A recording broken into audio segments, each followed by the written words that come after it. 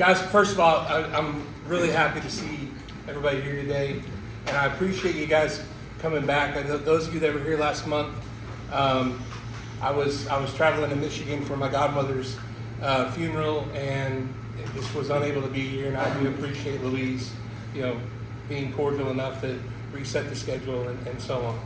So, how many of you here have lived in the Farragut area all your life? Just raise your hand. Okay. Very few of us, all right? So this story that you can all relate to it. I look at it this way. I brought this book tonight, Oh, the Places You Will Go, all right?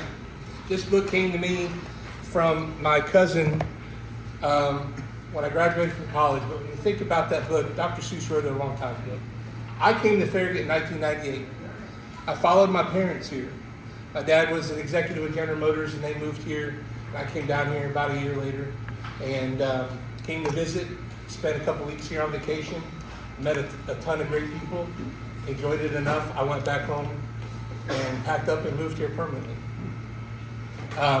What drew me to Farragut at that time was the people, the atmosphere, the small town feeling that we had. When I got here in 1998 off of Grigsby Chapel Road, you got there to the corner at Campbell Station, there was no Turkey Creek, it was all woods. There was a cable across what now is Parkside Drive.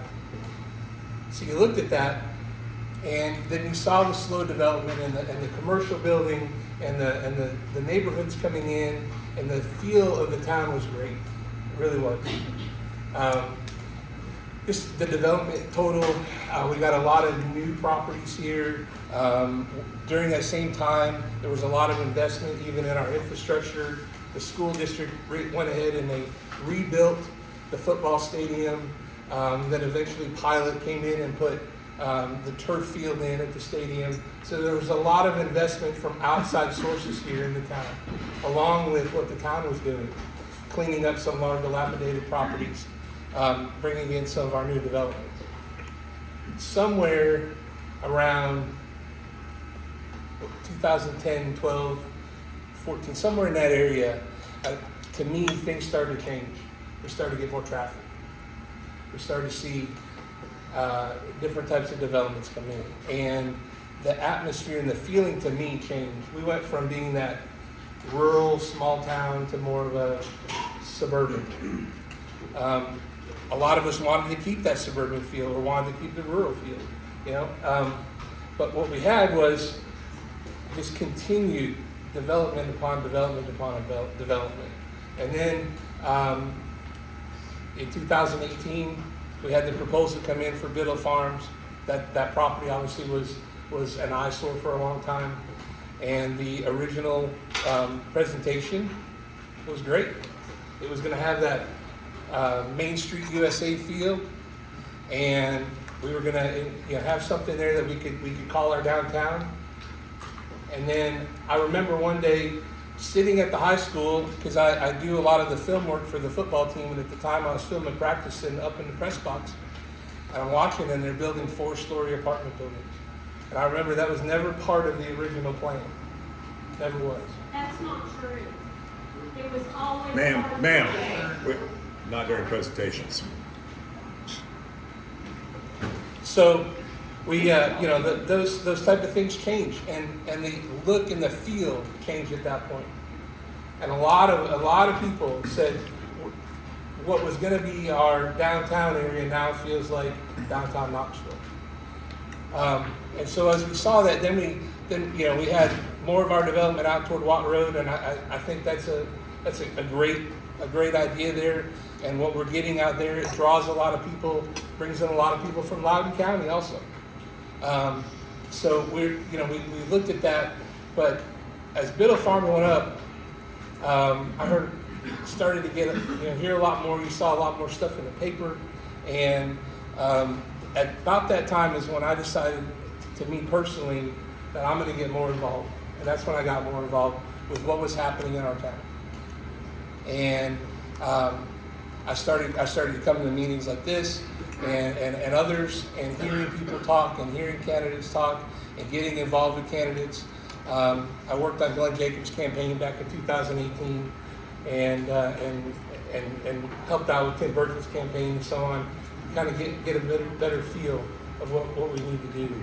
And then in 2024, 2 years ago, I ran for alderman here and knocked on a lot of doors and met a lot of people and heard a lot of people say, we're not happy with the traffic. We're not happy with the development. We're not happy with the infrastructure. And my first question to them is, why not? Not just that you're not happy with it, why not? And what I heard more than anything was, they don't want to listen to us when we talk about it. Nobody wants to listen to us when we talk about it.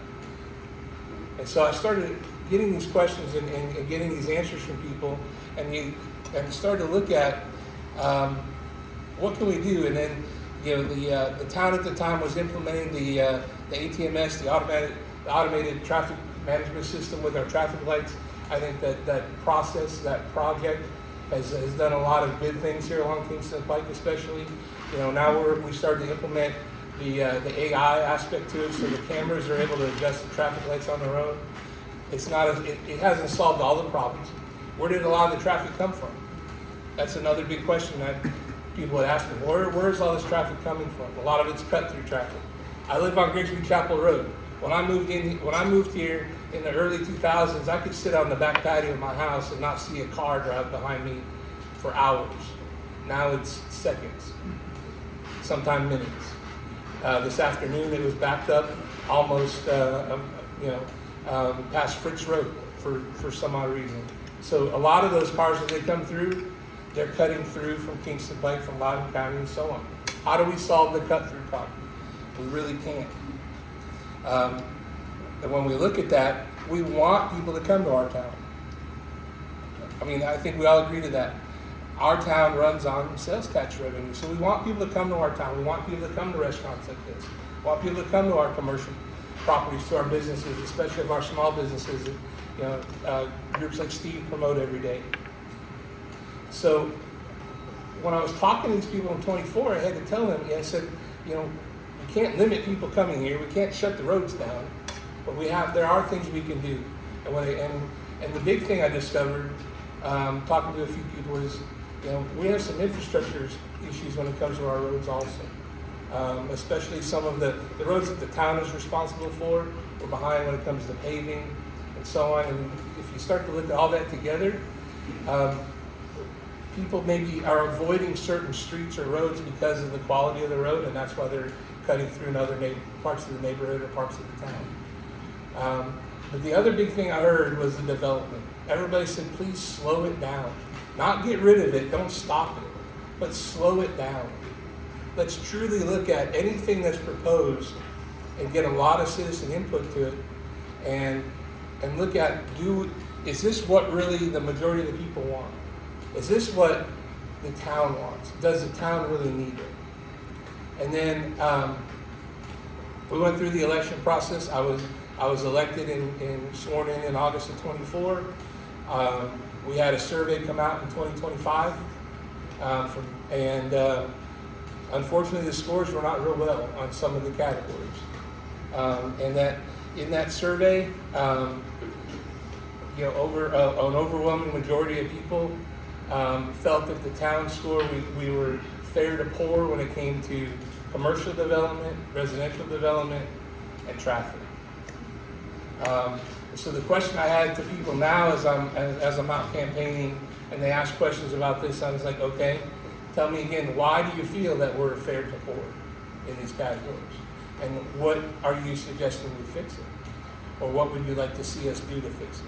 And those are the big things. And that's what I want to hear from people when we're out all the time, is not just what they feel upset about, why do they feel upset about it, and give me ideas. And if you elect me as your mayor, the big thing I'm going to make sure we do is we spend a lot of time on anything collecting citizen input, having multiple meetings where we can get people in at different times, because I think a lot of people, you look at tonight, the 6:30 meeting, and like I said, I'm grateful everybody's here. There are people that can't come at 5 in the afternoon, can't come at 4:30 in the afternoon, can't be here at 7 in the evening. We need to have multiple meetings at different times to allow to get that citizen input and really hear what the people want. And like I said, if you elect me your mayor, that's my biggest thing is I want to hear from the people. I want to hear and have an open dialogue back and forth on a regular basis.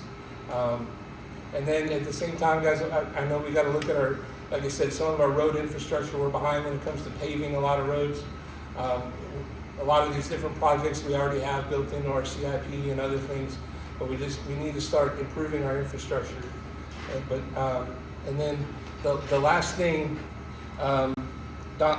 Mr. Mann, he had us at a meeting last week with the Glen Abbey neighborhood and Shiloh and a couple others, and a lot of people wanted to know what was your idea for Eddie Ford's property? What can we do? You know, the town has some ideas. We have the mixed-use town center plan already in place and so on. I'd love to see a really good development there where we have a lot of open space. We have some maybe commercial up front, some light residential, you know, very sporadic residential and so on. We have a lot of open space.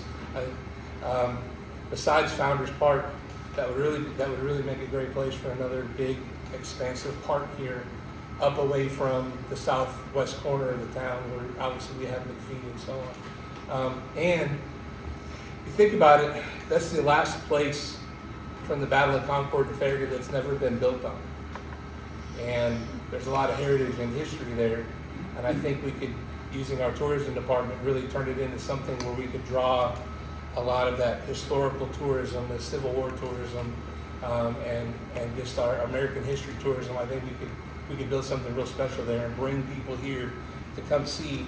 Because if you don't know the Battle of Concord and Farragut, it really determined who controlled the railroad lines in the city of Knoxville and the railroad between Knoxville and Nashville during the Civil War. And so there's a big historical significance to that piece of property. I'd like to see us not pave it over with a parking lot, even though that's not part of the plan, but you know, that's the old saying. I'd like to see us where we can really use it in a good space where everybody's happy with it, but we don't overburden it or just cover it all up with buildings. So, thank you. Thank you.